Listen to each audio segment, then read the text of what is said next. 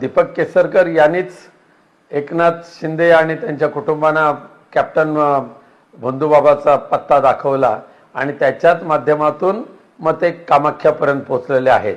त्यामुळे इकडे तर दीपकभाई केसरकर बाबा बाबा म्हणूनच ओळखले जातात आणि की दीपकभाईंनी ज्या पद्धतीने अंधश्रद्धेचा भागुलबुवा केला होता आणि बाबागिरी करून मतदारसंघातल्या लोकांना फसवण्याचा धंदा केला होता, त्याचं फळ तर त्यांना भोगावंच लागेल.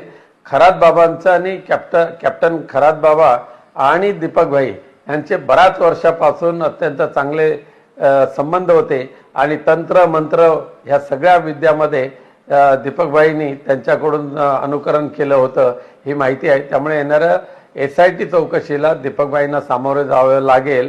एवढंच नव्हे तर त्या म्हणजे सिंधुदुर्गाच्या देवदेवतांना प्रार्थना करेन की दीपक खरात कॅप्टन खरातांच्या व्हिडिओमध्ये अशा मंत्र्यांचे फोटो मिळू नये जेणेकरून सिंधुदुर्गाची प्रतिमा मलिन होऊ नये.